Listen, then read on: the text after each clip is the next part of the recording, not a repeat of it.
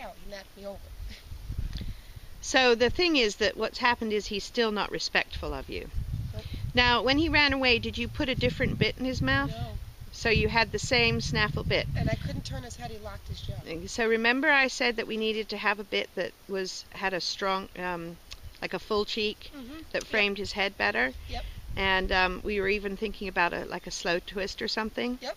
Because I think when a horse runs away with you, it's important to be able to turn them. Right. Because that's a way you can get control. Most horses you can't stop by pulling on both reins. They're stronger than you. But, Poco is extremely strong. Yeah. I mean, the way he's built, he's a very strong, short-coupled, short-backed, muscular horse.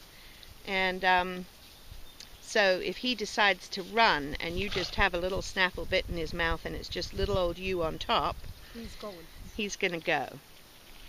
Which is why I wanted the full cheek, so that would frame his face better and you'd have a hope of turning him. Judging from the work that I've done with him so far, I would say that if you won, when he ran, and if you won and you managed to turn him, and then he came, you keep just gently turning until he decides that he's had enough. Or you could even send him forward. Okay. If you could tell him where to go. I think if you could assert your control at that moment, even just once, I feel like the problem would go away. But that leads us to the next problem, which is that you have 4 horses, and you have, I've heard you talking about the one little gray horse that you have that you absolutely love.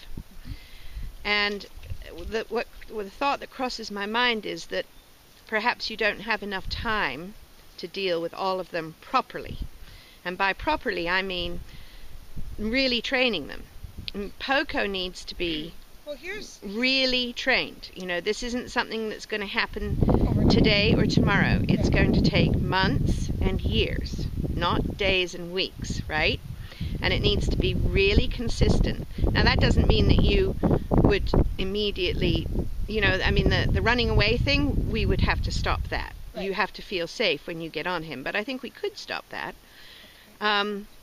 But then you've still got to gradually build him up. You've got to teach him everything, because of his behavior, he's basically unbroke. Because you've never managed to get it done, because he's always been stronger than you. Right.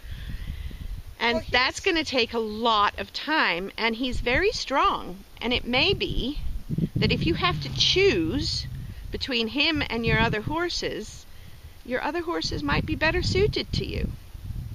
Well, I know for the years prior to this, he's been it. I put everything into him. And the more I got scared of him, the more I said, you know what? It's not worth it. I have other ones I can ride. Right, exactly. I don't need to. Right. And of course, what happens then is it gets worse. He gets worse. The longer you leave him unattended, the harder it is. Yep. So now you're in a situation where, you have to make some decisions, and it's not looking too good for Poco right now, because you have other horses that you really like better, and you don't really have time for all of them. Right. And Poco is very difficult, very strong, very difficult for you. My feeling after working with him is that he's actually not too difficult of a horse. I don't think he's a loss completely. I think that if he had the right person and the right program, he could be turned into a very useful horse. When we first started, I thought possibly he was a little stiff in the back end, but as we worked him, he got better so quickly. I think it's just lack of use. I think he doesn't exercise himself very much, even when he's out in the field. And, he's a little overweight. I think with regular work, he would turn out to be a sound, strong, useful horse for someone. He's very handsome, well put together, could carry good weight, but he needs to get broke, and that's what we have to decide how to do.